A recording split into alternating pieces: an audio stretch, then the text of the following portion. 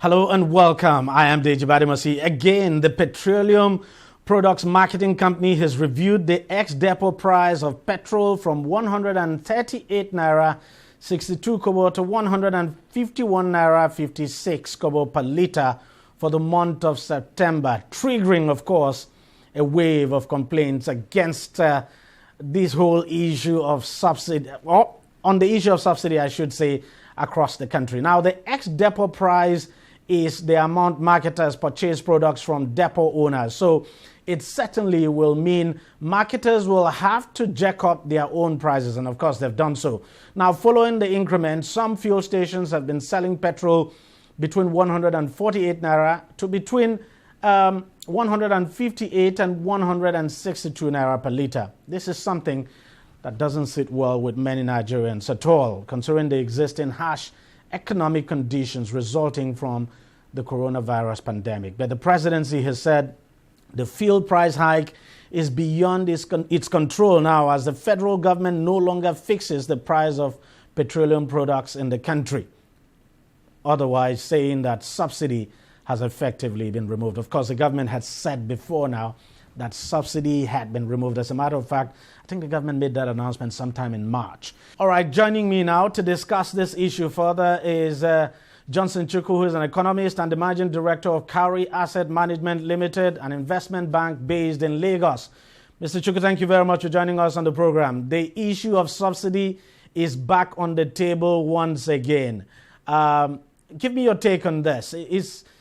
Don't you think for once we should bite the bullet and just move on? Thank you, Deji, for having me. I'm one of those who have been strongly advocating that Nigeria should do away with subsidy on petroleum products. One, it does not really help the poor.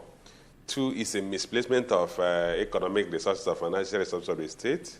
And three, we have critical and more demanding need to invest the funds that are currently being spent on subsidy. And then the fourth item is that as long as we continue to subsidize the downstream petroleum industry, we will not develop the refineries that will create jobs and also support evolution of other industries. Now, these are very important points that you have raised. Sorry, these are very important points.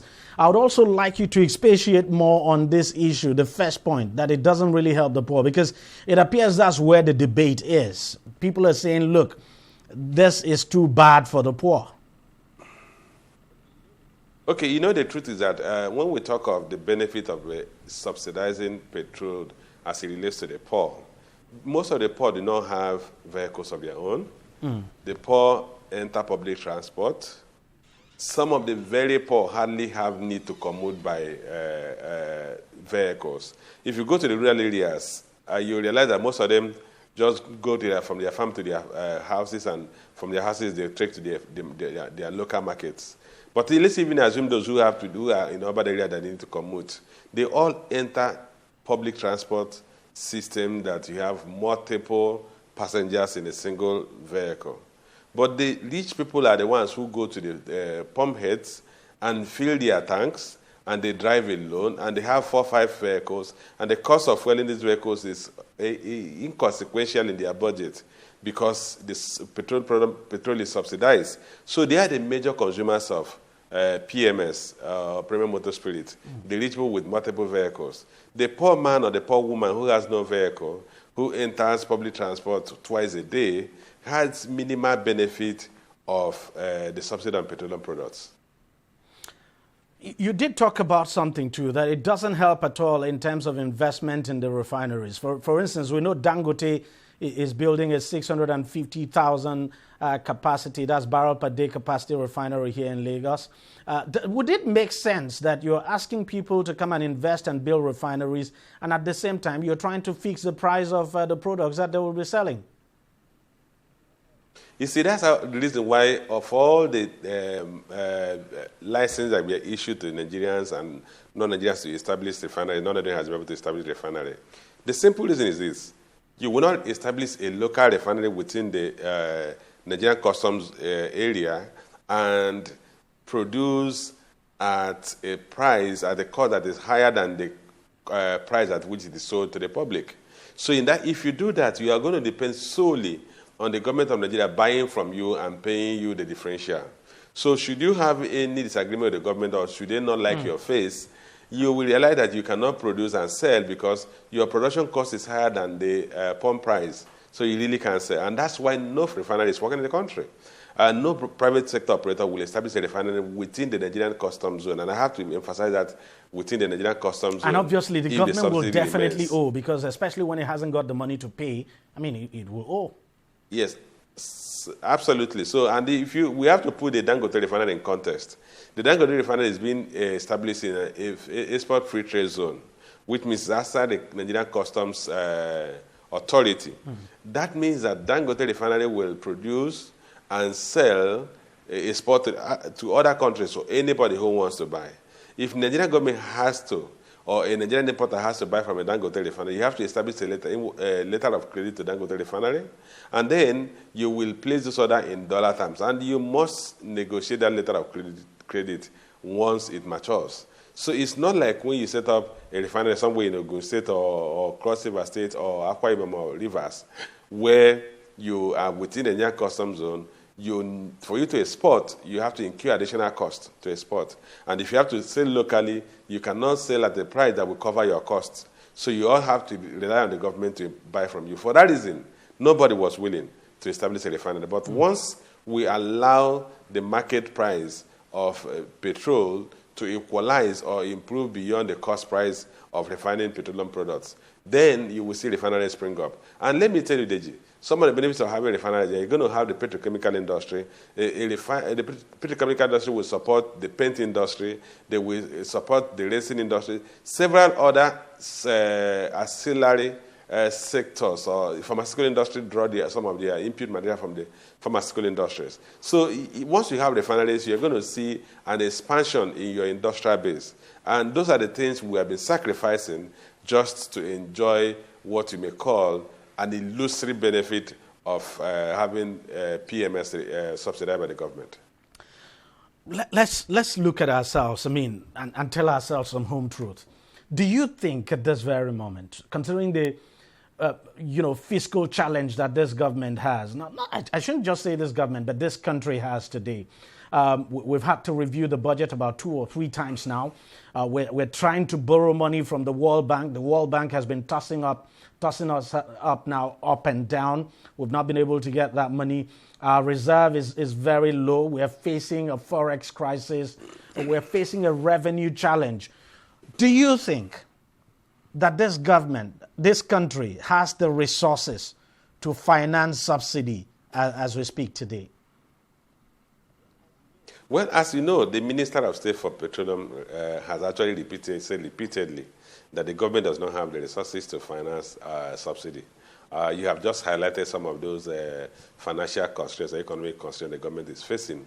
But beyond that, even if we have the resources to finance subsidy, it was not the most efficient allocation of economic resources. Remember that just a year or 2 ago, we were spending about 1.2 trillion naira to subsidize petroleum motor spirit, premium motor spirit, that is fuel. And how much would it cost us to build, to complete the construction of Lagos-Ibadan Express Road, or the Kano-Kaduna Highway, or even repair the Enugu-Port Harcourt Highway, or Enugu Onitsha Highway, or complete the Abuja-Lokoja Highway? This single amount we spent on subsidy in a single year will complete the roads I just mentioned, in a single year. So even if we have the economic resources or financial resources, it will still not be the most appropriate way to spend such resources. We have more critical demands. Look at the standard of facilities at the higher institutions. Look at our facility standards, our tertiary medical institutions. These are all under the purview of the federal government. And we have to improve the quality of education. We have to improve infrastructure. Look at the transmission grid that is under the federal government cannot wheel out more than 7,000 megawatts of power. These are areas that are begging and for investment or allocation of economic resources, which if we do, we're going to get a lot more mileage in terms of preparing or building the structure that will support economic recovery and economic growth. But subsidy, we can't even touch it. You can't feel it. You can't see the benefits. And subsidy cannot create jobs. That's just the truth.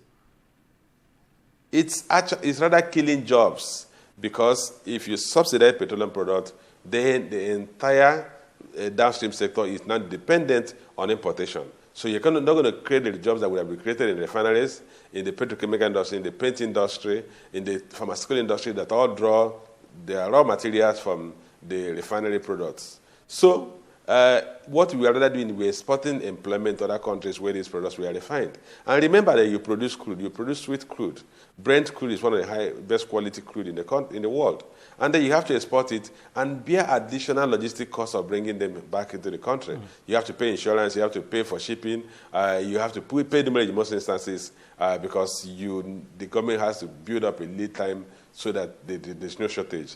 And in some instances, you also have to deal with shortages because of supply bottlenecks. These are things that we eliminate once we take the boldness to eliminate subsidy. Finally, let me just ask you this question before you go, and I want you to just respond to those who say, look, the time that even though it might be necessary to remove subsidy, that the timing is wrong. We had the same debate in 2010 when, under President Jonathan, there was an attempt to remove subsidy. The debate then was that the timing was wrong. Now that debate is still coming up, that the timing is wrong. What time would be appropriate and right? DEJI, I can tell you that we can never have a perfect time to take a difficult decision. The earlier you take a difficult decision, the better for you because it gives you the lead time to take the benefit. You deal with the pain and take the benefit will build up in a short time. If we had taken the decision, if we had been courageous enough, if not that the opposition misunderstood the benefit of removing the subsidy in 2012 and had allowed the government to implement that subsidy removal, today maybe we would have had multiple refineries, maybe we would have started exporting refined petroleum products to the country, and that would have even helped our foreign exchange position. Look at petroleum product importation is the highest and have the largest share of our import bill. We would have eliminated that, and then would have been able to preserve our foreign reserve as well as even increase the foreign revenue from this part of petroleum products. So there's no better time. You can never have a perfect time to take a difficult decision. Unfortunately, the same politics we saw in 2010 is now being played out over the issue. We just wait and see how everything pans out. Mr. Johnson Chukwu, thank you very much for your time and thank you for your explanations. My pleasure. Thank you very much, sir. We'll take a short break, and when we come back, we'll be discussing another hike, this time electricity tariff hike. Stay with us. On DEJI360, we don't just ask the questions. What is wrong with amending the Constitution the way the National Assembly members have been doing it? We seek answers. Constitution is constituent. Our problem is not lack of laws. Our problem is lack of the willpower to implement our laws. Answers that provide clarity. While we negotiate, we should try to make it a point that the girls must be complete. The clarity you need to make informed judgment so that you can make the right decision and take action. People are saying it is you politicians that are responsible for this, that you are the reason why this is happening. All these dollars that call themselves governors in this country? I wish we had people like Tony at the National Assembly. God forbid that I go to join that ballot. DEJI360, providing clarity to issues.